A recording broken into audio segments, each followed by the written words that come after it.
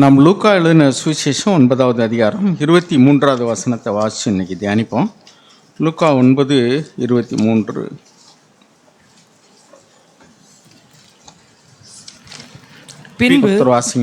பின்பு அவர் எல்லாரையும் நோக்கி, ஒருவன் என் பின்னே வர விரும்பினால் அவன் தன்னைத்தான் வெறுத்து தன் சிலுவையை அனுதினமும் எடுத்துக்கொண்டு என்னை பின்பற்ற கடவன். நம்ம இந்த வசனத்தை நம்ம அடிக்கடி கேட்டிருப்போம், தியானிச்சிருப்போம். ஒருவன் என் பின்னே வர விரும்பினால் அவன் தன்னைத்தான் வெறுத்து ஒரு காரியம், தன் சிலுவையை அனுதினமும் எடுத்துக்கொண்டு, சிலுவை எடுக்கணும், அது அனுதினமும் எடுக்கணும், என்னை பின்பற்ற கடவன். 3 காரியத்தை ஆண்டவர் சொன்னார். முதலாவது தன்னைத்தான் வெறுக்கணும். தன்னைத்தான் வெறுக்கிறதுனா என்ன? அதாவது டினை யுவர் செல்ஃப் அப்படின்னு எழுதியிருக்கு. இப்போ நிறைய வசனங்களை நம்ம வாசிக்கும்போதும் நம்ம அதை அப்படியே ஈஸியாக ஒரு கதை வாசிக்கிற மாதிரி கடந்து போனோம்னா நம்ம ஒன்றும் விளங்காது. அதனால் நம்ம நிறைய வசனங்களில் நாம் வெளிச்சம் பெற வேண்டியிருக்கு. லூக்கா எழுதின சுவிசேஷம் 9:23 நான் ஆங்கிலத்தில் வாசித்தோம்னா, if anyone wishes to come after me he must deny himself. Self அப்படின்னா சுயம். இப்போ நம்ம மனம் திரும்புகிற வாழ்க்கையில் முக்கியமாக அவசியமானது என்னென்னா, நம்ம வாழ்க்கையே நம்மை மையமாக கொண்டே தான் நம்ம வாழ்ந்துக்கிட்டு இருக்கோம். செல்ஃப் அப்படின்னா நம்மை, நான், எனது, என்னுடைய வசதி, என்னுடைய லாபம், எனக்கு இன்பமாக இருக்கிறது, எனக்கு தேவையாக இருக்கிறது அப்படின்னு நம்மை மையமாக கொண்டே நம்ம வாழ்ந்துக்கிட்டு இருக்கோம். நான் நான் நான் நான் இதை தேவனை மையமாக கொண்டு வாழக்கூடிய வாழ்க்கைக்கு நேராக போகிறது தான் ரியல் டிரான்ஸ்ஃபர்மேஷன். அதாவது என்னுடைய வாழ்க்கையில் நான் எதை செய்தாலும், புசித்தாலும் குடித்தாலும், எதை செய்தாலும் தேவனுடைய நாமம் மகிமைப்படும்படி வாழ பழகிறது தான். சுயத்தை, என்னுடைய மகிமை, என்னுடைய லாபம், என்னுடைய இன்பம், என்னுடைய வசதி, எனக்கு மதிப்பு, எனக்கு பேர், எனக்கு புகழ், எனக்கு சொத்து, என்னுடையவர்கள், அப்புறம் அடுத்த சர்க்கிள் என்னுடைய வீடு, என்னுடைய மனைவி, என்னுடைய பிள்ளைகள், என்னுடைய சொந்தம், அப்புறம் என்னுடைய நண்பர்கள், சொந்தக்காரன், இப்படி நம்ம என்னை சுற்றியே ஒரு எப்படி சூரியன், சந்திரன், நட்சத்திரங்கள்லாம் இருக்கோ அதே மாதிரி இருக்கேன். பூமி சூரியனை சுற்றுது அப்படிங்கிறோம். ஆனால் நம்மை மையமாக கொண்டு தான் எல்லா காரியங்களையும் தீர்மானம் எடுக்கிறோம் அப்படின்னு சொன்னால் அது சுய மையம் கொண்ட வாழ்க்கை. இப்போ ஆண்டவர் என்ன சொன்னார்னா, தன்னைத்தான் வெறுத்து அப்படின்னா டினை யுவர் செல்ஃப் அப்படின்னா உன்னுடைய சொந்த விருப்பம், அப்புறம் நம்மை மையமாக கொண்டு வாழக்கூடிய தீர்மானம் எடுக்கக்கூடிய பகுதிகளில் நோ சொல்லிட்டு, வெறுத்துனா என்ன அர்த்தம்? அதுக்கு நோ. கிறிஸ்துவுக்குரியவர்கள் மாம்சத்தையும் அதன் ஆசை இச்சைகளையும் சிலுவையில் அறைந்திருக்கிறார்கள். சிலுவைனா கிராஸ். முதல்ல இந்த கிராஸ் விளங்கிட முடியாட்டால் இந்த கிராஸையாவது விளங்கிடுங்க. என்ன? No no. ஆண்டவர் சொன்னார், என் சித்தத்தின்படி அல்ல உம்முடைய சித்தத்தின்படியே ஆக கடவுது. யோவான் 6:38 நினைக்கிறேன். நான் என்னுடைய சித்தத்தின்படி அல்ல, என்னை அனுப்பினவருடைய சித்தத்தின்படி செய்யவே பரலோகத்திலிருந்து நான் இங்கே இறங்கி வந்தேன். அப்போ என்னுடைய விருப்பம்னு ஒன்று இருக்குது எல்லாத்துலேயும். அதுக்கு நோ சொல்லிவிட்டு என்னுடைய விருப்பம் அல்ல உம்முடைய விருப்பம் அப்படின்னு சொல்கிறது தான் தன்னைத்தான் வெறுக்கிறது. இப்போ ஆண்டவர் 3 காரியத்தை சொன்னேன். தன்னைத்தான் வெறுக்கணும் அப்படின்னா சுயம் மையமாக கொண்டு, உன்னை மையமாக கொண்டு நீ எடுக்கக்கூடிய தீர்மானங்களுக்கெல்லாம் நோ சொல்லிவிட்டு என்னை மையமாக கொண்டு நீ தீர்மானம் எடுக்கணும். அதுதான் தன்னைத்தான் வெறுத்து அல்லது மறுதளித்துன்னு அர்த்தம். அதுக்கடுத்து என்னென்னா, அனுதினமும் அதை செய்யணும். அனுதினமும் அதை செய்யணும். 3வது என்னென்னா, நேற்று செஞ்சேன் முந்தா நாள் செஞ்சேன்னு இல்லை, அனுதினமும் செய்யணும். இங்கே தான் நம்ம தோற்று போயிடுறோம். ஒரு நாள் சிலுவை எடுத்து நம்முடைய சுயசித்தத்தை மறுதளிச்சுட்டு ஒரு நல்ல உபதேசத்தை கேட்குறோம், ஒரு மீட்டிங் போகிறோம், ஒரு செய்தியை கேட்குறோம், அல்லது பைபிள் படிக்கிறோம், அல்லது ஏதோ ஒரு காரியத்தில் தேவன் நம்மளை சிக்ஷித்து ஒரு காரியத்தை உணர்த்துறார். உடனே அந்த காரியத்தில் கொஞ்ச நாளைக்கு அப்புறம் மறுபடியும் திருப்பி பார்த்தீங்கன்னாக்கோ பழைய நிலைமைக்கு போயிடும். அப்படி அல்ல, அனுதினமும். இங்கே தான் நமக்கு ரொம்ப கஷ்டம். ரட்சிக்கப்பட்ட உடனே செத்து போயிட்டான்னாக்கோ ஒருவேளை நேராக போயிடலாம். அப்படி இல்லையே, இதே மாம்சத்தில் தான் நம்ம இருக்கிறோம் தொடர்ச்சியாக. அப்போ நம்ம ஞானஸ்தானம் பாவங்களையெல்லாம் அறிக்கையிட்டு மனம் திருந்தி நாம் ஞானஸ்தானம் எடுத்த பின்னாடி மறுபடியும் இதே மாம்சத்திலே நம்ம இருக்கிறதுனால நாம் மறுபடியும் பாவத்தில் விழுந்து போகக்கூடியதான சூழ்நிலை இருக்குது. அதே மனிதர்களை சந்திக்கிறோம், அதே சூழ்நிலையில் வாழ்கிறோம். இப்போ மறுபடியும் நம்ம எந்த பாவத்தில் ஏற்கனவே விழுந்து எந்திரிச்சோமோ அதில் மறுபடியும் விழுகிறதுக்கான வாய்ப்புகள் நிறைய இருக்குது. இன்னும் அருமையானவர்களே, அனுதினமும் வாழக்கூடிய வாழ்க்கை. அதுக்கடுத்து என்னை பின்பற்றி வா அப்படின்னா, ஆண்டவராக இயேசு இந்த பூமியில் எப்படி வாழ்ந்தாரோ அதே போல் நாமும் வாழணும் அப்படின்னு எல்லாவற்றிலையும் அவரை பின்பற்றி போகிறது. ஸோ இந்த காரியத்தில் இந்த சுயங்கிற பகுதியை தான் நம்ம நல்லா விளங்கிக்கிறோன்னு நான் நினைக்கிறேன். இந்த செல்ஃபு நமக்குள்ளே இருக்கிறது நமக்கே தெரியாது. இப்போ எப்படி அநேக வியாதிகள் நமக்குள்ளே இருக்கிறது தெரியாமல் ரொம்ப லேட்டாக கண்டுபிடிச்சி அப்புறம் கஷ்டப்படுறோமோ அது மாதிரி இல்லாமல், ஆரம்பத்திலே அதனுடைய அறிகுறிகள் என்ன அப்படின்னு நிறைய டாக்டர்ஸ் போடுவாங்க. என்னென்ன அறிகுறியெல்லாம் இருந்துச்சுன்னா நீங்கள் உடனே செக்கப் பண்ணிக்கிறங்க, டாக்டர்கிட்ட போங்க, அது ஒரு வேளை எந்த வியாதியாக இருக்கலாம் அப்படின்ட்டு. நாமளாக ஒரு முடிவுக்கு வந்தோம்னா தப்பாக போயிடலாம். அதனால் அநேக வியாதிகளுக்கு ஒரே அறிகுறி கூட இருக்கலாம்.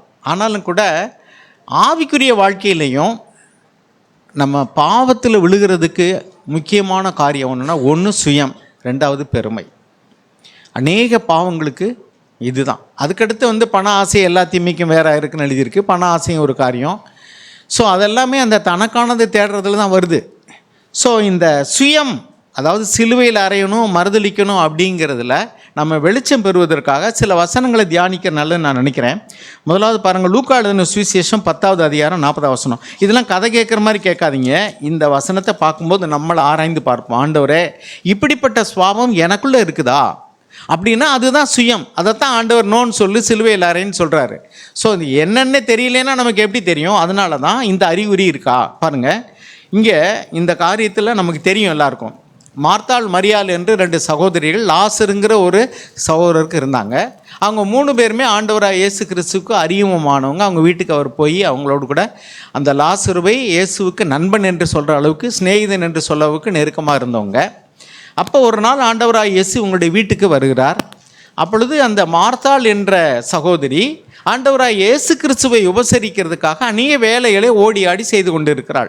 மரியாள் என்ற ஒரு சகோதரி இயேசுவனுடைய பாதத்தில் உட்கார்ந்து அவர் சொல்கிறதை கேட்டுக்கிட்டு பேசிகிட்டு இருக்கிறாள். இது நமக்கு தெரியும். இப்போ இந்த சூழ்நிலையில் இயேசு ஆண்டவரை விசாரிக்கிறதுக்கு, உபசரிக்கிறதுக்கு அநேக வேலைகளை செய்ததான மார்த்தாளுடைய இருதயத்தில் ஒரு சின்ன ஒரு முறுமுறுப்பு எழும்புது. என்ன சொல்கிறாங்க அப்படின்னா, அந்த முறுமுறுப்பு என்ன? நான் மட்டும் இப்படி தனியாக வேலை செஞ்சுக்கிட்டு இருக்கனே, அவள் உங்கள் காலில் உட்காந்துக்கிட்டு பேசிக்கிட்டே இருக்கிறா, அரட்டை அடிச்சுட்டு இருக்கா, அப்படி வச்சுக்கோமே, உங்கள்கிட்ட பேசிக்கிட்டு இருக்கா. நீங்கள் அதை கொஞ்சம் கூட கண்டுள்ளவே இல்லையே. நான் ஒரு ஆளாக வேலை செய்கிறேன், அவன் உங்ககிட்ட உட்காந்து பேசிக்கிட்டு இருக்கிறான், நீ போய் உன் சகோதரிக்கு வேலை செய்ய நீங்கள் சொல்லக்கூடாதா அப்படின்னு சொன்னான். வாசிங்க இந்த வசனத்தை, 40. மார்த்தாளோ பற்பல வேலை செய்வதில் மிகவும் வருத்தமடைந்து அவரிடத்தில் வந்து, ஆண்டவரே, நான் தனியே வேலை செய்யும்படி என் சகோதரி என்னை விட்டு வந்திருக்கிறதை குறித்து உமக்கு கவலை இல்லையா? எனக்கு உதவி செய்யும்படி அவளுக்கு சொல்லும் என்றாள். பாருங்க, சில காரியங்களில் பாவம் ஆதியிலேருந்து இல்லாமல் இருக்கலாம், பாதியில் வரும். இந்த சகோதரியினுடைய வீட்டுக்கு, 2 பேருடைய வீட்டுக்கு ஆண்டவர் வரும்பொழுது 2 பேருமே நல்ல ஒரே மாதிரியான மனநிலைமையில் தான் இருந்தாங்க. ஆண்டவரை வரவேற்றார்கள். ஆனால் தனியில் அவள் பாரப்பட்டு வேலை செய்து கொண்டு இருக்கும் பொழுது அவளுடைய இருதயத்தில் உள்ளுக்குள்ளே இருக்கிற சுயம் அப்படியே மேலே வருது. யோபுனுடைய புஸ்தகத்தில் பார்த்தோம்னா, யோபு குறித்து 1வது அதிகாரத்தில் 1ஆம் வசனத்துலேயும் 8ஆம் வசனத்துலேயும் ஆண்டவராக இயேசுவே அவன் குற்றமற்றவன், அவன் சன்மார்க்கன், தேவனுக்கு பயந்து பொல்லாப்புக்கு விலகுகிறவன் அப்படின்னு சர்டிஃபிகேட் கொடுத்துட்டாரு. அதுக்கு அடுத்து வியாதி எப்படி வந்துச்சு நமக்கு தெரியும், யோபுக்கு தெரியாது. சாத்தான் தேவனுடைய சமூகத்தில் போகும்போது ஆண்டவராக இயேசு அவனை குறித்து பெருமையாக புகழ்ந்து பேசினார். அப்படி என்னுடைய தாசனாகிய யோபின் மேலே கண்பாட்டையே என்றெல்லாம் கேட்டார்.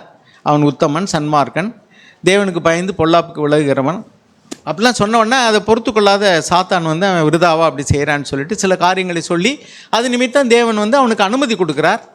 இப்படிப்பட்ட சூழ்நிலையில் அவனுக்கு ஏன் வியாதி வந்தது? எதுக்கு துன்பம் வந்தது? பாவத்தினாலேயும் வியாதி வரலாம், வியாதியினாலேயும் பாவம் வரலாம். இதை தெரிஞ்சிருக்கீங்களா? பாவத்தினாலேயும் வியாதி வரலாம். எல்லாருக்கும் இல்லை, ஒரு சிலருக்கு பாவத்தினால வியாதி வரலாம். ஆனால் சிலருக்கு பாவத்தினால வியாதி வரல. அவன் குருடனாக இருந்ததை குறித்து ஆண்டவர்கிட்ட கேட்டாங்க, இவன் செய்த பாவமா இவனுடைய பெற்றோர்கள் செய்த பாவம்? ஆண்டவர் என்ன சொன்னார்? இவன் செய்த பாவம் அல்ல, இவன் பெற்றோர்கள் செய்தோ பாவம் அல்ல. அதனால் வியாதி இருக்குது அல்லது ஏதாவது ஒரு பிரச்சனை இருக்குது அல்லது ஊனமாக இருக்கிறாங்க அப்படின்னா அவர்கள் பெற்றோர்கள் பாவம் அல்லது இவனுடைய பாவம்னு நம்ம நினைக்கக்கூடாது. ஆனால் வியாதியின் நிமித்தம் என்ன செய்யலாம், பாவத்தின் நிமித்தம் என்ன செய்யலாம், வியாதி வரலாம். ஏன்னா ஒரு இடத்துல ஆண்டவர் சொன்னார், நீ போ இனி பாவம் செய்தேன்னு சொன்னார். அப்போ பாவத்தின் நிமித்தமும் வியாதி வரலாம். ஆனால் இந்த யோபுக்கு வந்தது பாவத்தின் நிமித்தம் வந்தது அல்ல. ஏன்னா அவன் ஏற்கனவே தேவனே சர்டிஃபிகேட் கொடுத்துட்டார். ஆனால் வியாதிகளும் பாடுகளும் கஷ்டங்களும் இருக்க அதிகரிச்சுக்கிட்டே போகும்போது ஒரு ஸ்டேஜுக்கு மேலே அவனால் என்ன செய்ய முடியலை, தாங்க முடியலை.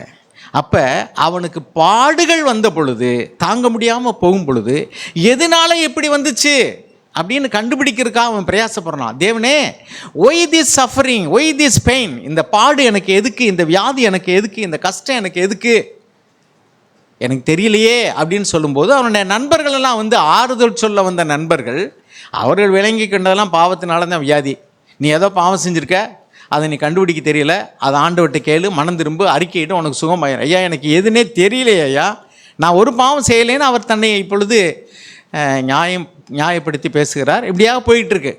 நம்ம தெரிஞ்சுக்க வேண்டிய என்னென்னா, எப்படி யோபுவுக்கு பாடுகளும் கஷ்டங்களும் வந்த உடனே அவர் பொறுமை இழந்து முறுமுறுத்து தேவனுக்கு விரோதமாகவே ஏன் அவர் குற்றம் கண்டுபிடிக்கிறார் என்கிட்ட, துன்மார்க்கனுக்கும் நான் நல்ல மனசாட்சியோடு நேர்மையாக வாழ்ந்து எனக்கும் ஒரே மாதிரி இப்படி வியாதி வருதுனாக்கா அப்போ இருக்கிறாரா, ஏன் என்னை பார்க்காம இருக்கிறாரு, ஏன் என் பாவங்களை அவர் மன்னிச்சிடக்கூடாதா, இப்படிலாம் பேச ஆரம்பிச்சிட்டார், புலம்ப ஆரம்பிச்சிட்டார். நம்ம வாழ்க்கையிலையும் இது மாதிரி வரலாம். இவரும் அப்படி தான். இந்த மார்த்தாள் என்ன பண்ணா, வேலையை செய்ய ஆரம்பிக்கும் போது உற்சாகமாக பண்ணார். ஒருவேளை அவங்க எந்திரிச்சு வந்திருந்தா இந்த பிரச்சனை வந்திருக்காது. நாம் எதிர்பார்த்தபடி காரியங்கள் நடக்காத பொழுது அப்பொழுது தான் நமக்குள்ள அப்படியே ஸ்லோவாக உள்ளே இருந்து வெளியே வருது. என்ன வருது இப்போ, சுயம். உள்ளே என்ன இருக்குது, இப்போ நான் மட்டும் வேலை செஞ்சுக்கிட்டு இருக்கேன், சௌரியமாக உட்காந்துக்கிட்டு இருக்கேன். ஆனால் மனம் திரும்பின பின்னாடி இன்னொரு முறை ஆண்டவர் அதே வீட்டுக்கு போனார். இதே அம்மா தான் பரிமாறினாங்க, எல்லாம் செஞ்சாங்க. அப்பொழுதும் மரியாள் வரல, முறுமுறுக்கவே இல்லை. காரணம் என்னென்னா அவங்க மனம் திரும்பிட்டாங்க. ஸோ இந்த பாவங்கிறது ஆதியிலே இல்லை, இது எப்போ வந்துச்சு, பாதியில் வந்துச்சு. இந்த சுயம் உள்ளுக்குள்ளேருந்து முறுமுறுப்பாக எப்போ வந்துச்சு, ஆதியில் இல்லை பாதியில் வந்துச்சு. பாருங்கள், நம்ம ஏதாவது ஒரு வேலையை செஞ்சுக்கிட்டு இருக்கோம், நம்ம இன்னோசண்ட்டாக இருப்போம். யார்கிட்டையாவது ஒருத்தர் பேசும்போது நீங்கள் சந்தோஷமாக பேசிக்கிட்டு இருப்பீங்க, ஏதாவது ஒரு வார்த்தை அவங்க சொல்லுவாங்க, அப்படியே சுருன்னு போய் உள்ள சுயத்தை எழுப்பி விட்ருவோம். அப்படியே ஒன்று முதல்ல அவங்க ஒரு வார்த்தை சொல்லும்போது பேசாமல் இருப்பீங்க, ரெண்டாவது மூணாவது வார்த்தை சொல்லும்போது டக்குன்னு வெளியே வந்துடும். காரணம் என்ன, உள்ளுக்குள்ளேருந்து அப்படியே டப்புன்னு வெளியே வந்துடும். அப்போ உள்ளுக்குள்ளே தான் அது இருக்குது, ஆனால் அது தெரியலை. ஸோ இந்த சுயம் அப்படிங்கிற சுய பச்சாத்தாபம், இப்போ நான் என்ன சொல்கிறேன், சுயத்துக்கு நிறைய பக்க வேர்லாம் இருக்குது. மெயின் மரத்துக்கு பேர் சுயம், பக்க வேரில் ஒரு பேர் என்னென்னா செல்ஃப் பிட்டி, சுய பச்சாத்தாபம், சுய பரிதாபம்.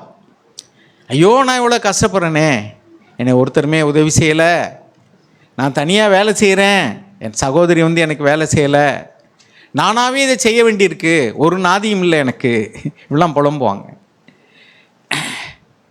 சுய பச்சாத்தாபம்.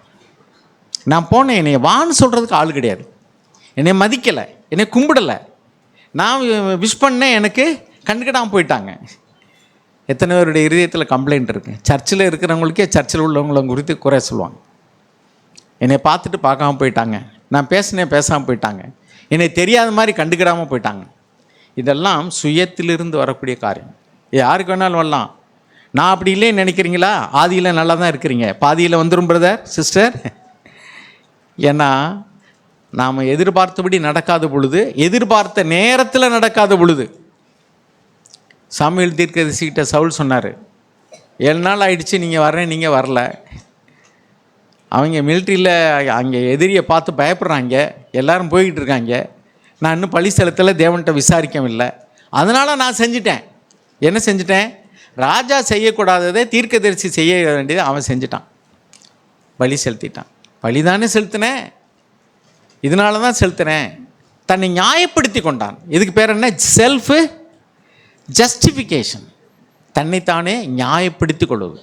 இந்த யோபும் அதான் சொன்னார், தன்னை நியாயப்படுத்தி கொண்டார்.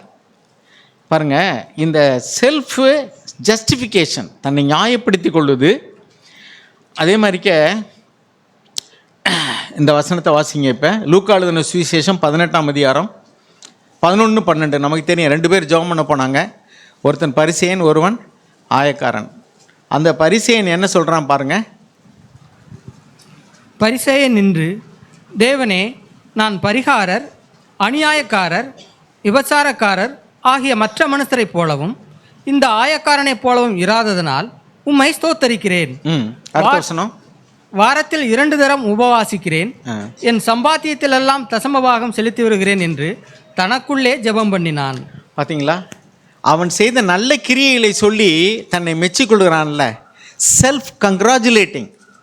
நான் அவனை போல மோசமானவன் கிடையாது, நான் உபவாசம் பண்ணுறேன், நான் காணிக்க கொடுக்குறேன், நான் நல்ல கிரியைகளை செய்கிறேன், நான் பாவம் செய்யலை, உபச்சாரம் பண்ணல, வேஸ்தனம் பண்ணல, மற்றவங்களோட கம்பேர் பண்ணி வி ஆர் செல்ஃப் எக்ஸால்ட்டிங். இதுக்கு பேர் என்ன? செல்ஃப் போஸ்டிங், தன்னைத்தானே உயர்த்துவது, அல்லது செல்ஃப் எக்ஸால்ட்டிங், செல்ஃப் கங்க்ராச்சுலேட்டிங், தன்னை நம்மளே நம்ம மெச்சிக்கொள்வது, பாராட்டுவது. இதுக்கு பேர் தான் செல்ஃப் எக்ஸால்ட்டிங். இந்த தன்னைத்தானே உயர்த்துகிற பாவம் யாருடைய பாவம் தெரியுமா? சாத்தானுடைய பாவம். He wanted to exalt himself. தன்னைத்தானே உயர்த்தவும், தேவனுக்கு சமமாக இருக்கவும், அதற்கு மேலாகவும் போகவும் கூட அவன் இருதயத்தில் எண்ணம் கொண்டானே. இது வந்து செல்ஃப் எக்ஸால்ட்டிங், என்னை நானே உயர்த்துவது. இப்போ செல்ஃப் அப்படின்னா என்ன நம்ம விளங்கிட்டோமா? சுய பச்சாத்தாபம், தன்னை நாமே நியாயப்படுத்திக் கொள்வது, நம்மை நாமே உயர்த்துவது, உயர்வாக எண்ணிக்கொள்வது, செல்ஃப் எக்ஸால்டேஷன். நம்மை நாமே நீதிமான்கள் என்று தீர்த்து கொள்வது, மதிப்பு மரியாதை எதிர்பார்ப்பது. அப்படின்னா என்ன அர்த்தம்? You must appreciate me, you must respect me, you must honour me. அப்படின்னா நம்ம மற்றவங்கள வந்து மற்றவங்க நம்மளை அற்பமாக நினச்சா மறுபடியும் அவங்ககிட்ட போய் நீங்கள் கை கட்டி நிற்கணுமான்னு கிடையவே கிடையாது. ஆண்டவர் அப்படி சொல்லவே இல்லை. உங்களை யாராவது ஏற்றுக்கொள்ளணுன்னா காலில் பிடிஞ்சி தூசி கூட தட்டிவிட்டு போனார். ஆனால் அதுக்காக நாம் வருத்தப்படக்கூடாது. நான் வியாதியாக இருந்தேன், யாருமே கேட்கல பிரதர். நான் தேவையோடு இருந்தேன், எனக்கு யாருமே உதவி செய்யலை. உதவி செஞ்சால் நம்ம சந்தோஷப்படுறோம். உதவி செய்யலைன்னா, ஆண்டவரே நீங்கள் தான் எனக்கு உதவியை கட்டளையிடணும், யாரும் வரல, நீங்கள் கட்டளையிடுங்க அப்படின்னு சொல்லலாம், தேவன்கிட்ட கேட்கலாம். ஆனால் அதே சமயத்தில் தேவன் பேரில் குறைபடுவதோ, சகோதரர்களையோ சகோதரிகளையோ அல்லது உறவினர்களையோ குறை சொல்வதோ, இது எல்லாமே வந்து எங்கேருந்து வருது அப்படின்னா சுயத்திலிருந்து வருது. இந்த குற்றப்படுத்தக்கூடிய ஆவி எங்கிருந்து வருதுன்னா, தன்னை ஒரு பொருட்டாக எண்ணுதிலிருந்து வருது. என்னை மதிக்கலை அப்படின்னு ஏன் சொல்கிறோம்? மதிப்பை எதிர்பார்க்குறோம். when we expect something, when we don't get it, it becomes as a complaint. நம்ம ஒன்று எதிர்பார்க்குறோம், அது கிடைக்கல, உடனே அது குற்றச்சாட்டாக வருது. Demand is a father of கம்ப்ளைண்ட்ஸுமாங்க. எதிர்பார்ப்பு தான் அது கிடைக்காத பொழுது குற்றச்சாட்டு என்னும் பிள்ளை பிறக்கிறதுக்கு தகப்பனாகிடுது. நம்ம எதிர்பார்க்கவே இல்லைன்னு வச்சுங்களேன். நம்ம எங்கேயாவது ஒரு போகிறோம், அந்த சீரிய ராஜாவினுடைய படை தளபதி பேர் என்ன? நாகமான். அவன் வந்து ஒரு குஷ்டரோகியாக இருந்தான். முதல்ல அவனுக்கு வந்து சுகம் கிடைக்கணுங்கிறதுக்காக தீர்க்கதரிசியாகிய எலிசாவினிடத்தில் வந்தான். எலிசா வந்து சுகப்படுத்தக்கூடிய, அற்புதம் செய்யக்கூடிய வரம் பெற்றவனாக இருந்தார். அவர் போய் என்ன பண்ணார்? போய் நீ யோர்தான் நதியில் போய் கழுவு அப்படின்னாரு. பயங்கரமான கோவம் வந்துச்சு. ஏன் தெரியுமா? அவனுடைய எதிர்பார்ப்போடு கூட வந்தான். Self expectation, anticipation. அவர் வருவார், நான் வந்து பெரிய ஒரு படைத்தளபதி, ஒரு சீரிய ராஜா அவனுடைய படைத்தளபதி, அவன் வந்து என்னுடைய மேலே கை வச்சு அந்த காயம் இருக்க, அந்த புண்ணு இருக்கிற இடத்துலலாம் தடவி இப்படி என்னை சுகப்படுத்துவார், ஜெபம் பண்ணுவார் அவனுடைய தேவனை நோக்கி அப்படின்னு நினச்சி வந்தான். இவர் வீட்டுக்குள்ளே இருந்துட்டு போய் கழுவ சொல்லணும்னு சொன்னால் அவருக்கும் அது தெரியும் இல்லையா? இவனுடைய பெருமை தான் அவனுடைய வியாதிக்கு காரணம். முதல்ல என்ன பண்ணார்? போய் கழுவுனார். பயங்கரமான கோவம் வந்துருச்சு. ஏன் கோவம் வந்துச்சு? அவன் எதிர்பார்த்தபடி இவன் நடக்கவில்லை. ஸோ நாம் ஒன்று எதிர்பார்க்குறோம், ஒரு நபர் இப்படி என்னை நடத்தணும்ட்டு, அது நடக்கலை, நமக்குள்ள பயங்கர கோவம் வருது. கடைசியில் கூட இருந்தவங்க வந்து புத்தி சொல்லி போய், அவர் என்ன பெரிய காசு பணத்தையாக கேட்டார், போய் குளிக்க தானே சொன்னார், செஞ்சு தான் பாருங்களேன் அப்படின்னு போய் செஞ்சால் என்ன ஆச்சு? சுகமாயிடுச்சு. உடனே அவனுடைய பெருமையெல்லாம் என்ன ஆயிடுச்சு? ஊசி வச்சு குத்துன பலூன் மாதிரி சப்பி போச்சு. உடனே வந்து அவன் எவ்வளோ பெரிய ஆளுங்கிறத, அவன் தேவனுடைய பிரதிநிதினா அவனுக்கு என்ன அப்படிங்கிறத கண்டு கொண்டான். ஸோ அந்த பெருமைக்கு வழிவகுக்கக்கூடியது என்னென்னாக்கும் செல்ஃப் எக்ஸால்டேஷன், செல்ஃப் கங்க்ராச்சுலேஷன். நான் சாதாரண ஆளே கிடையாது. What you think of your self, உங்களை பற்றி நீங்கள் என்ன கொண்டு இருக்கிறீர்களோ அதுதான் பெருமைக்கு ஆணிவேர். நம்மை குறித்து நாம் உயர்வாக எண்ணுகிறோம். மற்றவர்கள் என்னை மதிக்க வேண்டும், நான் ஒரு சாதாரண ஆளே கிடையாது, ஐ எம் சம்படி, நான் ஒரு அப்படின்னு நம்மளை ஒரு பொருட்டாக நினைக்கிறோம். நம்முடைய வரத்தை குறித்தோ, நம்முடைய நீதியை குறித்தோ, நம்முடைய வருமானத்தை குறித்தோ, நம்முடைய அழகை குறித்தோ, படிப்பை குறித்தோ, பதவியை குறித்தோ, ஜாதியை குறித்தோ, சொத்தை குறித்தோ, வசதிகளுக்கு, எது வேணாலும் இருக்கலாம். திறமையை குறித்தோ அனுபவத்தை குறித்தோ மற்றவர்கள் நம்மளை மதிக்கணும்னு நினைக்கிறோம். இதுக்கு யாருமே விதிவிலக்கு கிடையாது. நானும் விதிவிலக்கு கிடையாது, நீங்களும் விதிவிலக்கு கிடையாது. நான் சொன்னது மாதிரி ஆதியில் இல்லாமல் இருக்கலாம், பாதியில் வந்துடும். அஜாக்கிரதையாக இருந்தோம்னா என்ன செஞ்சிடும்? Be careful. வார்னிங் எதுக்கு? யோபுவை போல் நீங்கள் முதல்ல குற்றமற்றவராக இருந்திருக்கலாம். ஆனால் பாதியில் நாம் எதிர்பார்த்தபடி நடக்காத பொழுது, அல்லது பாடுகள் அல்லது கஷ்டங்கள் வரும் பொழுது, பாதியில் நமக்குள்ளே பாவம் வந்துட முடியாதுமையானவர்களே. எனவே நம்ம கேர்ஃபுல்லாக இருக்கணும். ஸோ அதுக்கடுத்து என்னென்னா செல்ஃப் சீக்கிங். இந்த ஹாமான் எதிர்பார்த்த என்ன தெரியுமா? மொத்தக்காய் எந்திரிச்சு சல்யூட் அடிக்கணும். சல்யூட் அடிக்கலைன்னா தாங்கிக்க முடியலை. இன்றைக்கி நிறைய பேருக்கு இந்த கும்பிடலைன்னா தாங்கிக்க முடியலை. என்னை வாங்கன்னு சொல்லலைன்னா தாங்கிக்க முடியலை. என் பேரை ஏன் பத்திரிகையில் போடலை, அதை ஏன் முதல்ல போடலை, என்னை ஏன் மேடையில் உட்கார வைக்கலை, எனக்கு ஏன் இதை செய்யலை அதை செய்யலைன்னு ஒவ்வொருத்தரும் வந்து கோவப்படுறதுக்கு காரணம் என்னென்னா எதிர்பார்ப்பு தான் காரணம். Self seeking, honour seeking. அந்த செல்ஃபுக்கு வந்து எத்தனை பேர் இருக்குன்னு பாருங்கள். சுய பச்சாத்தாபம், செல்ஃப் ஜஸ்டிஃபிகேஷன், நம்மளே நியாயப்படுத்திக்கிறது, self exaltation, self boasting, self congratulating, நம்மளையே உயர்வாக மெச்சிக்கொள்வது. நான் எவ்வளோலாம் வேலை செய்கிறேன், நான் தான் இங்கே முக்கியமான ஆள். அந்த எண்ணம் இருந்துச்சுனாக்கும் எனக்குள்ள மரியாதை எங்கே? நிறைய இடங்களில் வந்து ஸ்டேஜில் உட்காரணுன்னா மரியாதை வந்துடும். சில கல்யாணங்களுக்கெல்லாம் போனீங்கன்னாக்கா இங்கே 10 பாஸ்டர் வந்தால் 10 பேரும் தலையில் வச்சு மாவாட்டி ஆட்டி ஜெபம் பண்ணி ஒவ்வொருத்தரும் கத்தி ஒவ்வொருத்தரும் அலையிலியா போட்டு எதுக்கு சொல்ல வரேன்னா, அப்படி இல்லைன்னா இங்கே கோச்சிக்கிடுவாங்க. ஏதாவது ஒரு பொறுப்பை இங்கே கொடுக்கணும். சில கல்யாணங்களெல்லாம் என்கிட்ட கேட்டிருக்காங்க, வெளி பாஸ்டர் வருவாங்க. நான் சொல்ல ஒன்று நீங்கள் நடத்துங்க, இல்லை நாங்கள் நடத்துகிறோம். ஏன்னா இடையில விட்டோம்னாக்க ஒரு சிஸ்டம் பண்ணி நடத்த முடியாது. அவங்க நம்ம சர்ச்சில் உள்ளவங்க நீங்கள் தான் நடத்தணும்பாங்க. அவங்க இடையில வந்தால் நாங்கள் விட முடியாதும்போம். நீங்கள் நடத்துங்க, நான் உட்காந்துருக்கேன், நாங்கள் நடத்தலை, நீங்கள் வரக்கூடாது. ஏன்னா அவங்களுக்கு மைக்கை கொடுத்தாச்சுன்னா வாங்க முடியாது. ஸோ அதனால் என்னென்ன சொன்னோம்னா, சில பேருக்கு என்னென்னாக்க, ஒருத்தர் என்கிட்ட வந்து நேரடியாகவே கேட்டார், ஊழியக்காரனை கணமன்னு தெரியாது, என்னையா நீங்களாம் ஒரு ஊழியக்காரன், ஊழியக்காரரை கணம் பண்ணணும்னு எனக்கு தெரியல, ஆனால் நீலாம் என்னையா ஊழியக்காரன்னு சொன்னார். அது தெரியாத ஊழியக்காரர் தான் சொல்லிட்டு நான் வந்துட்டேனே. ஏன்னா அவங்களுடைய எதிர்பார்ப்பு எங்களை கணம் பண்ணணும். நான்லாம் வந்து அவங்ககிட்ட மயக்க கொடுத்தீங்கன்னா அவங்க கல்யாணத்தை பற்றி பேச மாட்டாங்க, அவங்க கதையை பேச ஆரம்பிச்சிருவாங்க. அப்புறம் எல்லோரும் மணியை பார்த்துட்டு எப்படா சாப்பிட போகலான்னு நினச்சிட்டு இருப்பாங்க. ஸோ எதுக்கு சொல்லுவேன்னா, இப்படி எல்லாமே இது மற்றவங்ககிட்ட சொல்லும்போது சிரிக்கிறோம், ஆனால் அது நம்மக்கிட்டே இருக்கிற மேனூரில் வேணால் கொஞ்சம் பெரிய வேற இல்லாமல் சின்ன வேற இருக்கலாம், ஆனால் உள்ளே இருக்குது. அந்த சுயம் எப்போ வெளியே வரும்னா, ஆதியில் நமக்கு தெரியாமல் இருக்கலாம், பாதியில் தலையை காட்டும், நான் இங்கே தான் இருக்கேன் அப்படின்ட்டு. அதுக்கடுத்து என்னென்னா செல்ஃப் சீக்கிங். பிலிப்பியர் இருக்கிறது நிருபத்தில் 2வது அதிகாரம் 4, 21, 22 வாசிங்களேன். பிலிப்பியர் 2, 4, 21, 22. அவனவன் தனக்கானவைகளை அல்ல பிறருக்கானவைகளையும் நோக்குவானாக. 21, 22. மற்றவர்கள் எல்லாரும் கிறிஸ்து இயேசுக்குரியவைகளை தேடாமல் தங்களுக்கு உரியவைகளையே தேடுகிறார்கள். பாருங்க, தங்களுக்கு உரியவர்கள் அப்படின்னா எனக்கு எது லாபமாக இருக்கும் பாருங்கள். ஏதாவது ஒரு வேலை இருக்குது, சர்ச்சில் ஒரு வேலை இருக்குது, நமக்கு ஒரு சொந்த வேலை இருக்குது, நம்ம எதுக்கு இம்பார்ட்டன்ஸ் கொடுக்குறோம்? ஒரு வேலை ரொம்ப முக்கியமான வேலைன்னா நம்ம தவிர்க்க முடியாது. அப்படி இல்லைன்னா என்னுடைய வேலை தான் முக்கியம் எனக்கு. 2வது சர்ச், என்னுடைய ஊழியம், எனக்குள்ள காரியம் முக்கியம். 2வது தேவனுடைய ஊழியம். இப்போ முதலாவது, இப்போ மார்த்தாள் மரியாள் கேஸ்லேயே வந்து இயேசு ஆண்டவரை கவனிக்கக்கூடாது, சமைக்காத நீ உட்கார்னு அர்த்தம் கிடையாது. ப்ரையாரிட்டி, எதுக்கு முக்கியத்துவம் கொடுக்கணுங்கிறத ஆண்டவர் இங்கே கற்பித்தார். புட் ஃபஸ்ட், தேவனுக்குள்ளே தேடு, 2வது மற்ற காரியங்கள். அப்படி தான் அந்த ப்ரையாரிட்டி ஆர்டர், எதை முதல்ல வைக்கணும், எதை 2வது வைக்கணும். தனக்கானது நீ முதல்ல தேடுறவனாக இருந்தால் you are a selfish man. நீ தேடு, அதை 2வது வச்சுக்க. முதலாவது தேவன், ஆண்டவராக தான் சொல்லிக் கொடுத்தார், முதலாவது தேவனுடைய ராஜ்யத்தையும் நீதியையும் தேடுங்கள், மற்றதெல்லாம் உங்களுக்கு கொடுக்கப்படும். அந்த ஆர்டர் ஆஃப் ப்ரையாரிட்டி, எதை முன்னாடி வைக்கணும், எதை பின்னாடி வைக்கணும். தேவனுக்கு அடுத்த காரியத்துக்கு முதல் இம்பார்ட்டன்ஸ், 2வது என்னுடையது. அப்படி நம்ம வச்ச பழகிட்டோம்னாக்கும் அதுதான் கரெக்ட். மற்றவர்கள் எல்லாரும் தங்களுக்குரியதையே தேடினார்கள், செல்ஃப் சீக்கிங். எனக்கு எது லாபமாக இருக்கும், என்னுடைய பிஸ்னஸ்ஸு, என்னுடைய வீடு, என்னுடைய சொத்து, என்னுடைய சுகம், என்னுடைய மனைவி, என்னுடைய பிள்ளைகள், அதுதான் ஃபஸ்ட்டு, 2வது அடுத்து. ஆனால் தேவன் என்ன சொல்கிறார்னா, இதுதான் செல்ஃபு, இதுதான் சுயம், இதுக்கு தான் நீ இன்னும் சொல்லணும். ஆண்டவரே என்னுடையது அல்ல உம்முடையது, என்னுடைய விருப்பம் அல்ல. ஆண்டவர் சொன்ன ஜெபம் பண்ணார், என் சித்தத்தின்படி அல்ல உம் சித்தத்தின்படி ஆக்கணும். எனக்கு ஒரு சித்தம் இருக்குது, உங்களுக்கு ஒரு சித்தம் இருக்குது. அவர் என்ன சொல்கிறார், இப்போ கணவன் மனைவிக்கில் பார்த்தீங்கன்னா 2 பேருக்கும் 2 விருப்பம் இருக்கும்.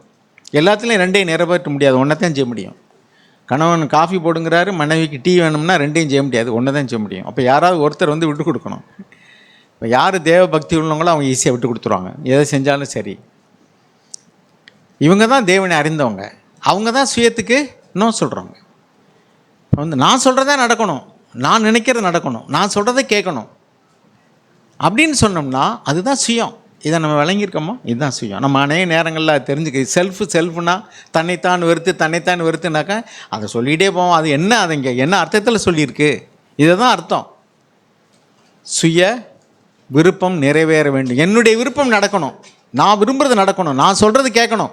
இந்த வீட்டில் நான் தான் பெரியாள், இந்த சர்ச்சில் நான் தான் பெரியாள், அல்லது இந்த இடத்துல நான் தான் புத்திசாலி, நான் தான் அனுபவசாலி. அது கேட்கலைன்னா கோபம் வந்துடும். எல்லாரும் இருக்கையில் வந்து இந்த ஸ்திரியை ஏன் தொந்தரவு பண்ணுகிறான்னு ஆண்டவர் சொல்லிட்டார். எல்லாத்தையும் வச்சு தான் சொன்னார். அதை யூதாஸ்னால் தாங்கிக் கொள்ள முடியல. மத்தேயு 26 நம்ம வாசிக்கிறோம், இந்த விலையேறப்பெற்ற தைலத்தை ஏன் இப்படி வீணடிக்கிறீங்க? சாப்பாட்டில் கூட ஆண்டவர் வீணடிக்கக்கூடாது, எல்லாத்தையும் சேர்த்து வைங்கன்னு சொன்னார். ஆனால் இன்னொரு இடத்துல அதை உடச்சி காலில் ஊற்றுறதா சீசர்கள் சொல்கிறாங்க, ஏன் வீணடிக்கிறீங்கன்ட்டு. ஆண்டவர் சொல்கிறார், ஏழைகள் எப்போதும் உங்கள் கூட இருக்காங்கப்பா, நான் எப்போதைக்கு இருக்க மாட்டேன். அதனால் அவளுடைய இருதயத்தில் அன்பு கூர்ந்து செய்தால், what is the motive behind it? விளையாடப்பட்டதை வேஸ்ட் பண்ணணும்னு அவள் செஞ்சா இல்லை, கேர்லெஸ்ஸாக பண்ணா இல்லை, அவள் தெரிஞ்சா டெலிபரேட்டாக பிளான் பண்ணி தான் செஞ்சா. ஏன் செஞ்சா? இந்த இவ்வளவு விலையேறப்பெற்ற இந்த தைலத்தை காட்டிலும் இயேசு ஆண்டவர் முக்கியமானவர். அவருக்கு நான் என்னுடைய விலையேறப்பெற்றதான காணிக்கை, சோத்திரத்தை, நன்றியை நான் செலுத்தணும் அப்படின்னு சொல்லி தான் அவள் ஊற்றினான். அப்போ ஆண்டவர் சொன்னார், இதை என் அடக்கம் பண்ணும் நாளுக்கு என்று வைத்திருந்தால் நான் அவளுக்காக மறிக்கப் போகிறேன், என்னை அடக்கம் பண்ணும் நாளுக்கு நன்றி உணர்வோடு கூட இப்பொழுதே முந்திக்கிட்டாப்பான்னு சொல்லிட்டார். ஸோ இதுதான் செல்ஃப் சீக்கிங்கிறது. அதுக்கடுத்து பாருங்கள், செல்ஃப் ப்ளீஸிங், நமக்கே பிரியமாக நடக்கிறது. நீங்கள் கடைசி கால மனிதர்களை குறித்து 2 தீமோத்தேயு 3ஆம் அதிகாரத்தில் எழுதியிருக்கு, மனிதர்கள் தற்பிரியராக இருப்பார்கள். கடைசி காலத்தில் தற்பிரியராக இருப்பார்கள், பணப்பிரியர்களாக இருப்பார்கள், சுகபோக பிரியர்களாக இருப்பார்கள். இந்த சுகபோகம், பணம், இது எல்லாமே நம்மளை சுற்றி வரக்கூடிய வட்டம் தான் அது. ஸோ எங்கெல்லாம் வந்து நமக்கு பிரியமானது எது அப்படின்னு பார்க்குறோமோ அதெல்லாம் வந்து ரோமர் 15:1-13 வாசிங்களே. ரோமர் 15:1-3 வாசிங்க. இதெல்லாம் வேதம் சொல்லக்கூடிய வார்த்தைகள் தான். ரோமர் 15:1-3 வாசிங்க. அன்றியும் பலமுள்ளவர்களாகிய நாம் நமக்கே பிரியமாய் நடவாமல் பலவீனருடைய பலவீனங்களை தாங்க வேண்டும்.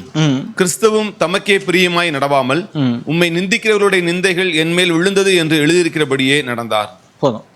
அப்போ நமக்கே பிரியமாக இல்லாமல் மற்றவர்களுக்கு எது நல்லது, எனக்கு இது கஷ்டமாக இருக்கலாம் ஆனால் அவங்களுக்கு அது தேவை, எனக்கு நஷ்டமாக இருக்கலாம் ஆனால் அது அந்த உதவி அவர்களுக்கு தேவை. அதனால் எனக்கு நஷ்டமாக இருந்தாலும் பவுல் சொன்னார், எனக்கு லாபமாக இருந்தவைகள் எவைகளோ அவைகளாம் நஷ்டமும் குப்பையுமாக எண்ணுகிறேன், கிறிஸ்து இயேசுவை அறிகிற அறிவின் மேன்மைக்காக. அதே மாதிரி தான் இங்கேயும் நமக்கு ஒரு காரியம் வந்து லாபமாக இருக்கலாம், ஆனால் மற்றவங்களுடைய நன்மையை கருத்தில் கொண்டு எனக்கு லாபமாக இருந்தாலும் எனக்கு நஷ்டமாக போனாலும் பரவாயில்ல, அவங்களுக்கு அது செய்யட்டும். இதுதான் அந்த விட்டு கொடுக்கக்கூடிய, ஷேர் பண்ணிக்கிறக்கூடிய, மற்றவங்களுக்கு எது நன்மையோ அதை தேடக்கூடிய ஒரு சுபாவம். இதை வளர்த்துக்கிடுங்கிறாரு. எப்போ வளர்ந்துக்கிற முடியும்? எனக்கானதை தேடக்கூடிய மனசில் இருந்து மாறும் பொழுது தான். அதுக்கு நோ சொன்னால் தான் முடியும். அதுக்கடுத்து பாருங்கள், நாம் வந்து எரேமியாவுடைய புஸ்தகத்தில் 17ஆவது அதிகாரம் 5ஆம் வசனம் வாசிங்க. எரேமியா 17:5.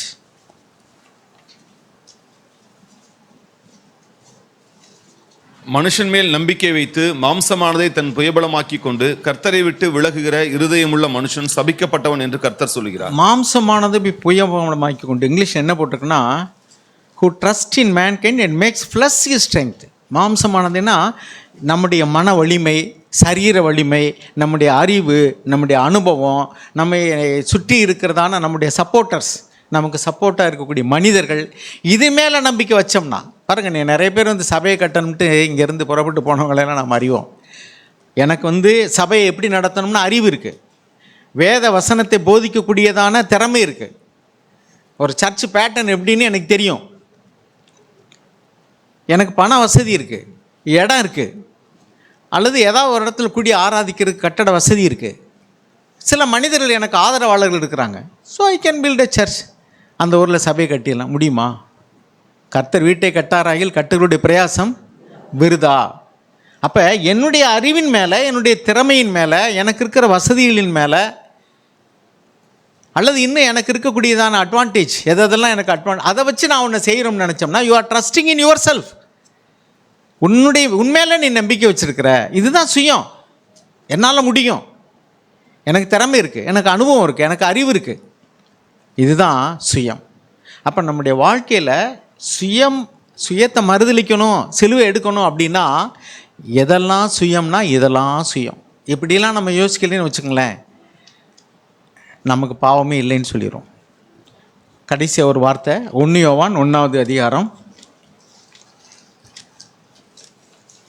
8வது வசனமும் 10ஆம் வசனம் வாசிங்க. 1 யோவான் 1ஆம் அதிகாரம் 1 யோவான் 1ஆம் அதிகாரம் 8. நமக்கு பாவம் இல்லை என்போமானால் நம்மை நாமே வஞ்சிக்கிறவர்களாய் இருப்போம், சத்தியம் நமக்குள் இராது. பாருங்க 10வது வசனம், நாம் பாவம் செய்யவில்லை என்போமானால் நாம் அவரை பொய்யராக்குவர்களாய் இருப்போம், அவருடைய வார்த்தை நமக்குள் இராது. அப்போ இதில் என்ன விளங்கிக்கணும் அப்படின்னா, நம்ம இப்படியெல்லாம் சுயம்னா என்னன்னே தெரியல, இதெல்லாம் சுயமா அப்படின்னு தெரியலனா, நீ உன்னை தானே வெறுத்து சிலுவை எடுக்கணும் அப்படின்னா, என்னை வெறுக்கிறதுக்கு என்ன இருக்குது, ஒன்றுமே இல்லையே அப்படின்னு நினைப்போம். ஸோ இது குறித்து ஒரு வெளிச்சத்தை வெளியரங்கமாக்குறதெல்லாம் வெளிச்சமாக இருக்குது அப்படின்னு எபேசியர் 5:13 வாசிக்கிறோம். இப்படி வெளியரங்கமாக தேவன் நம்ம காட்டுகிறார் பட்டவர்த்தமாக, இதெல்லாம் உங்கள்கிட்ட இருக்குப்பா, நீ எளிதில் ஏன் விசனம் அடைகிற? செல்ஃபு, அந்த சுயம் பாதிக்கப்படுகிறது. பேதுருக்கிட்ட எனக்கு பின்னாக சாத்தானே என்ன அவர் விசனம் அடையிலையே, ஆனால் எல்லா சீசரில் வச்சு பொதுவில் தான் செய்கிறார், இந்த ஸ்திதிக்கு ஏன் இப்படி செய்கிறீங்க அப்படின்னு சொல்லிட்டு அது யூதாஸ்னால் பொறுக்க முடியலை. காரணம் என்னென்னா வலிமையான சுயம். ஸோ நம்ம இப்போ நம்மளை நியாயப்படுத்திக்கிற போகிறோமா, எனக்குள்ளே பாவம் இல்லை, எனக்குள்ளே சுயம் இல்லைன்னு சொல்ல போகிறோமா? ஒருவேளை பாவமே இல்லாட்டாலும், நான் சொன்னது மாதிரி ஆதியில் இல்லாட்டாலும் பாதியில் வரலாம். Be careful. நம்ம யாருமே விதிவிலக்கு கிடையாது. நானும் விதிவிலக்கு கிடையாது, நீங்களும் விதிவிலக்கு கிடையாது. நம்ம ஆரம்பிக்கும் போது நல்லா இருந்திருக்கலாம், இடையில மோசம் போகலாம். எனவே எச்சரிக்கையாக இருப்போம். சுயம் மையம் கொண்ட இந்த வாழ்க்கையிலேருந்து சுயத்தை மறுதளித்து, ஆண்டவரே நான் சரியில்லை, நம்மளையாமே நியாயம் திருத்தோம்னா நான் நியாயம் தீர்க்கப்படும். நம்ம தேவன் ஒளியில் இருக்கிறது போல் நாம் ஒளியில் இருந்தோம்னா அவரோட ஒரு ஐக்கியப்பட்டுரும். அவரோட ஒரு ஐக்கியப்பட முடியல என்ன அர்த்தம்? இன்றைக்கி புருஷனுக்கு மனைவிக்கு ஐக்கியம் இல்லை, பெற்றோர்களுக்கு பிள்ளைகளுக்கு ஐக்கியம் இல்லை, சகோதரர்களுக்குள்ள சபையில் உள்ள சகோதரர்களுக்குள்ள ஐக்கியம் இல்லை. காரணம் என்னென்னா சுயம். அவர் ஒளியில் இருக்கிறது போல் நாமும் ஒளியில் இருந்து எனக்குள்ளே இருக்கக்கூடிய சுயத்தை நான் கண்டுபிடிச்சிட்டேன்னு சொன்னால், ஆண்டவரே நான் ஏன் அவரோட ஐக்கியப்பட முடியாது? அவர் சரியில்லை. இது ஆதாமுடைய சுபாவம். நான் சரியில்லை ஆண்டவரே, எனக்குள்ளே ஒருவேளை அவங்ககிட்ட கூடுதலாக குறைகள் இருக்கலாம், எங்கிட்டையும் குறை இருக்கா ஆண்டவரே?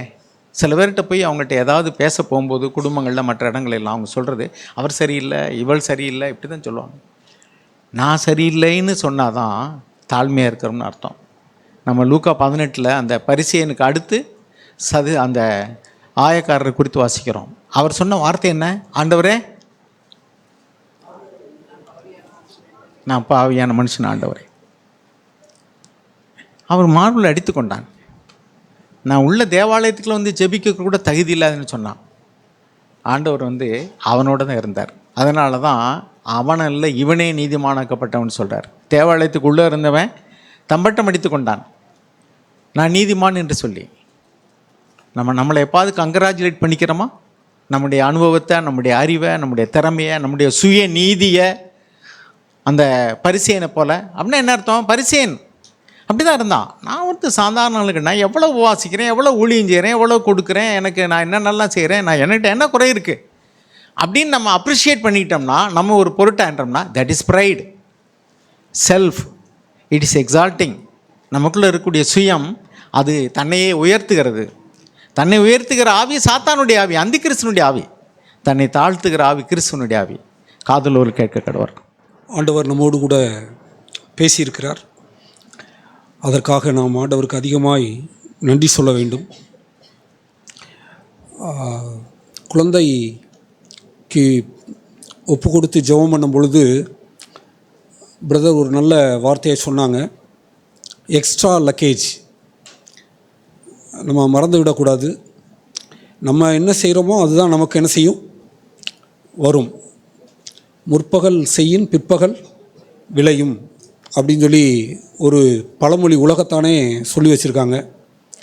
அதனால் எக்ஸ்ட்ரா லக்கேஜ் அதில் ரொம்ப நம்ம கவனமாக இருக்கணும். நான் என்ன செய்கிறேனோ அது அப்படியே எனக்கு என்ன செஞ்சிடும், வந்துடும். அது ரொம்ப முக்கியமானது. மட்டும் இல்லை, பிரதர் எடுத்த அந்த லூக்கா எழுதின சுவிசேஷம் 9வது அதிகாரம் 23வது வசனம் ரொம்ப முக்கியமானது. பின்பு அவர் எல்லாரையும் நோக்கி, ஒருவன் என் பின்னே வர விரும்பினால் அவன் தன்னைத்தானே வெறுத்து தன் சிலுவையை அனுதினமும் எடுத்துக்கொண்டு என்னை பின்பற்ற கடவன். 3 காரியங்கள் சொன்னாங்க. தன்னைத்தான் வெறுக்கிறது, அதற்கடுத்து சிலுவையை அனுதினமும் சுமக்கிறது, இயேசுவை பின்பற்றுறது. இது ரொம்ப முக்கியமான காரியம். நம்ம எவ்வளவோ காரியங்களை கேட்கிறோம். பிரதர் சொன்னபோது சொன்னாங்க, இது ஒரு கதை போல் நீங்கள் என்ன செஞ்சிடாதீங்க, கேட்டுறாதீங்க, கதை போல் கேட்டுறாதீங்க அப்படின்னு சொல்லி சொன்னாங்க. அது நம்ம திருப்பியும் நான் என்னுடைய ஆவியில் நான் அதை உணரலை, என்னுடைய தேவையை உணரலை அப்படின்னா நான் எது போல் கேட்டிருக்கேன் அப்படின்னா கதை போல் கேட்டிருக்கிறேன்னு தான் அர்த்தம். அதற்கு மாறாக, ஆண்டவரே நான் தேவையுள்ளவன், நானே அந்த மனிதன், ஆண்டவரே நான் பாவியாகி என் மீது கிருபையாயிரும் அப்படின்னு சொல்லி நம்ம ஒவ்வொருவரும், அது யாராக இருந்தால் என்ன, பேசக்கூடிய நானாக இருந்தாலும் சரி அல்லது கேட்கக்கூடிய யாராக இருந்தாலும் சரி, பாவியாகி என் மீது கிருபையாயிரும், என்னிடத்தில் தவறு உண்டு, ஆண்டவரே என்னிடத்தில் அந்த தனக்கானதை தேடுகிறதான அந்த சுபாவம் உண்டு, நான் இன்னும் என்னை நானே வெறுக்க இன்னும் கற்றுக்கொள்ளவில்லை, தன்னைத்தானே வெறுக்கணும்னு சொல்லியிருக்கே, நான் கற்றுக்கொள்ளவில்லை. NIRVயில் அந்த வசனத்தை போடுறீங்களா பிரதர்? NIRV அந்த வசனத்தை போடுங்களேன். அது ஒரு நீங்கள் போடாருன்னா என்கிட்ட இருக்குது. NIRV நீங்கள் போடணுன்னா போடுங்க, அப்படி இல்லைன்னா நான் வாசிக்கிறேன் பாருங்கள். whoever wants to follow me must say, யாரா என்னை பின்பற்றுகிற யாரா இருந்தாலும் சரிதான், அவன் சொல்ல கடவன், இப்படி சொல்ல கடவன். பிரதர் சொன்னாங்கல்ல, சிலுவைனா என்னன்னா இதனால் ஞாபகம் வச்சுக்கோங்கன்னு சொல்லி சொன்னாங்க. நோ, அந்த வசனத்தை தெரியலையா? ஓகே, NIRV அப்படி இல்லைன்னா பரவாயில்ல. மஸ்ட் சே நோ டு தம்செல்ஃப், தனக்குத்தானே என்ன சொல்லிக்கணும்னா நோ அப்படின்றத சொல்லிக்கணும். நோ, அதான் சிலுவை. ஆண்டவரே நான் என்ன சொல்லட்டும், நோ அப்படின்னு சொல்லி சொல்லட்டும். எனக்கு அப்படின்னு இருக்கிறத நான் நோ அப்படின்னு சொல்கிறது தான் நான் என்னை நானே வெறுக்கிறது.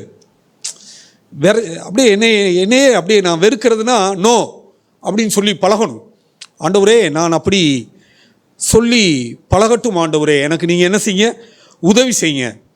பிரதர் நல்ல உதாரணம் சொன்னாங்க மார்த்தாளை குறித்து. மார்த்தாள் பாருங்கள், அருமையான ஒரு உதாரணம். அவள் என்ன நினச்சான்னா, ஆண்டவரே என்னால் முடியலையே அப்படின்னு சொல்லி ஆண்டவர்கிட்ட வந்து கேட்டால் பரவாயில்ல, ஆனால் அந்த வசனம் அப்படி சொல்லலை. நான் தனியே வேலை செய்யும்படி என் சகோதரி என்ன செய்யலை, என்னை விட்டு வந்துட்டா அப்படின்னு சொல்லி சொன்னாங்க. பாருங்களேன், அங்கனக்குள்ள தான் அந்த சுயம் எழும்புது. அதில் பிரதர் நல்ல சொன்னாங்க, சுய பட்சதாபம். எனக்கு நானே என்ன செஞ்சுக்கிறதுனா, அப்படியே என்னைய பாருங்கள், என்னைய கவனிக்க யாரும் இல்லை, நான் இவ்வளோ கஷ்டப்படுறேன் அப்படின்லாம் நம்ம சொல்கிறது. மார்த்தாள்கிட்டருந்து நம்ம அதிகமாய் கற்றுக்கொள்ளலாம், கண்டிப்பாக கற்றுக்கொள்ளலாம். பிரதர் சொல்லும்போது நான் ரொம்ப இன்ட்ரெஸ்டாக கேட்டேன். சுய பட்சதாபம், அதில் சொன்ன வார்த்தை, அது ஆதியில் இல்லாமல் இருக்கலாம், பாதியில் வரலாம், அதில் மறந்துடக்கூடாது. நல்ல ஈஸியாக ஞாபகம் வச்சுக்கிறது போல் பிரதர் சொன்னாங்க. என்கிட்ட இப்போ இல்லாமல் இருக்கலாம், ஆனால் இனிமேல் வந்துடும், கண்டிப்பாக வர சான்ஸ் இருக்குது. அது நான் என்னை நானே என்ன செய்யணும்னா, ஜாக்கிரதையுள்ள ஒரு மனிதனாக மாற்றும்படிக்கு நான் வச்சுக்கணும். செல்ஃப் ஜஸ்டிஃபிகேஷன், என்னை நானே நியாயப்படுத்துதல்.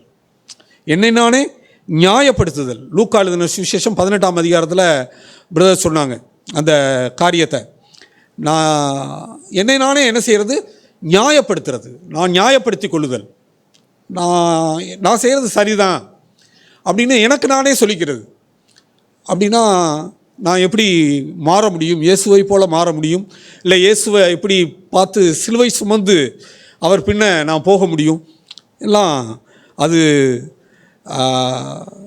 அப்படியே என்ன செஞ்சிடும்னா, அது அப்படியே தியரியாகவே பிரதர் சொன்னது போல் ஒரு கோட்பாடாகவே இருக்குமே ஒழிய என்னுடைய வாழ்க்கையில் அது ஒரு காரியமாக மாறாது.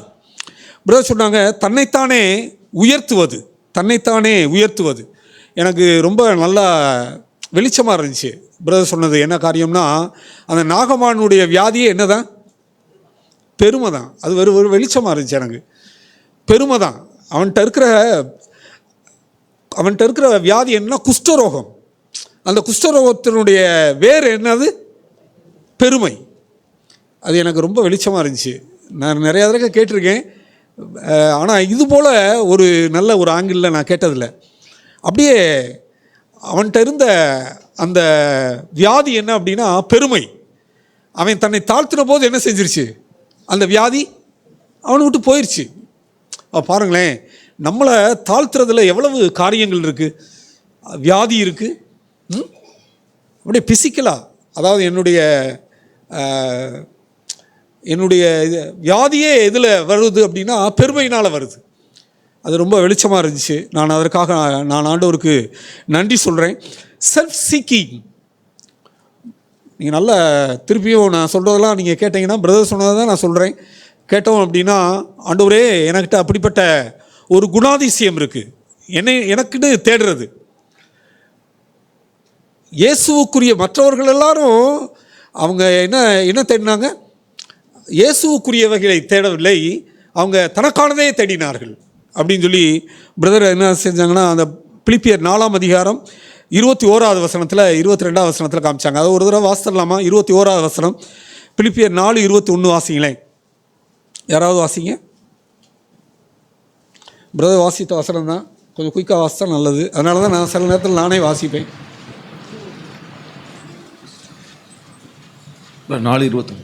4:21 கிறிஸ்து இயேசுவுக்குள்ளான பரிசுத்தவான்கள் யாவருக்கும் வாழ்த்துதல். அது இல்லை, தீமோத்தி 1 தீமோத்தி 4:21. சாரி பாருங்க, அதானே? அதில் இல்லையா அந்த வசனம்? என்ன வசனம்? சாரி, பிலிப்பியர் 2:21. எல்லாரும் தம்மை சார்ந்தவற்றை தேடுகிறார்களே தவிர மற்றவர்கள் எல்லாரும் கிறிஸ்து இயேசுக்குரியவைகளை தேடாமல் தங்களுக்குரியவைகளையே தேடுகிறார்கள். பாருங்க, செல்ஃப் சீக்கிங். அப்படியே எனக்கானதையே நான் என்ன செய்யறது, தேடுறது. எனக்கான இயேசுக்குரியதில் தேடுறது இல்லை. அதை சொல்லும் பொழுது ஒரு வார்த்தை சொன்னாங்க, முதலாவது தேவனுடைய ராஜ்யத்தையும் அவருடைய நீதியும் என்ன செய்யும். முதலாவது தேவன், ப்ரையாரிட்டி. பிரதர் சொன்னாங்கல்ல, ப்ரையாரிட்டி, முக்கியத்துவம் கொடுக்கறது. எதுக்கு நான் முக்கியத்துவம் கொடுக்குறேன் அப்படின்றத குறித்து சொன்னாங்க. அதனால் ரொம்ப முக்கியமானது. அதுக்கடுத்து செல்ஃப் ப்ளீஸிங், தற்பிரியராய். நான் என்ன செய்ய முடியும், எனக்கானதே அது என்னுடைய மாம்சத்தில் இருக்குது. நான் சொல்கிறதுனால என்கிட்ட இல்லைன்னுலாம் கிடையாது, அது என்கிட்ட இருக்குது. நம்ம அப்படி தான் ஒவ்வொருத்தரும் நம்ம அப்படி பார்க்கணும். என்கிட்ட இருக்குது, எனக்கு நானே அப்படியே பிரியப்படுத்திக்கிறது. Self pleasing, தற்பிரியராய். இயேசு அதற்கு நல்ல அருமையான வசனம் சொன்னாங்க. ரோமருக்கு எழுதின நிருபம் 15வது அதிகாரம் 3வது வசனத்தில் இயேசு என்ன செய்யலை, தமக்கே பிரியமாய் நடக்கலை. இயேசு தமக்கே பிரியமாய் நடக்கலை.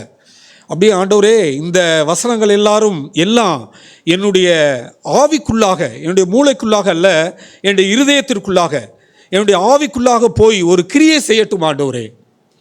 நம்ம அப்படிப்பட்ட ஒரு வாஞ்சை நம்ம எல்லாருக்கும் கேட்கணும். நம்ம வாயை திறந்து கேட்டால் தான் என்ன செய்யும், கிடைக்கும். ஆண்டவர் என்ன சொன்னார், கேளுங்கள் உங்களுக்கு கொடுக்கப்படும். கேட்கணும், ஆண்டவரே எனக்கிட்ட இந்த சுபாவங்கள் இல்லை, எனக்கு நீங்கள் உதவி செய்யுங்க ஆண்டவரே, நான் தற்பிரியனாக இருக்கிறேன், எனக்கு நீங்கள் உதவி செய்யுங்க அப்படின்னு நம்ம வாயை திறந்து கேட்டோம்னா ஆண்டவர் என்ன செய்வார்னா, ஒரு வெளிச்சத்தை தருவார், ஒரு வெளிப்பாட்டை தருவார். அது என்னுடைய வாழ்க்கையை மாற்றும். இப்போ நம்ம தேவையுள்ளவர்களாக இருக்கணும். ஆண்டவரே, நான் ஒவ்வொருவரும், ஆண்டவரே நான் ஒரு தேவையுள்ளவனாக இருக்கிறேன், ஆண்டவரே சுய பச்சாதாபம் என்னிடத்தில் இருக்கிறது, நியாயப்படுத்துதல், ஜஸ்டிஃபிகேஷன், என்னை நானே நியாயப்படுத்துதல் என்கிட்ட இருக்குது. ஆண்டவரே என்னை நானே உயர்த்துதல், எக்ஸாக்டிங் சொல்லி வாசம் நம்ம கேட்டோம். ஆண்டவரே என்னிடத்தில் இருக்குது. செல்ஃப் சீக்கிங் என்னிடத்தில் இருக்குது. ஆண்டவரே நான் என்ன செய்யணும், இன்னும் எனக்கானதே நான் தேடுறேன், செல்ஃப் ப்ளீசிங் என்கிட்ட இருக்கு. ஆண்டவரே நான் நிர்பந்தமான மனிதன் ஆண்டவரே. அப்படிப்பட்ட ஒரு நிலைமைக்கு நம்ம வர்றோமா?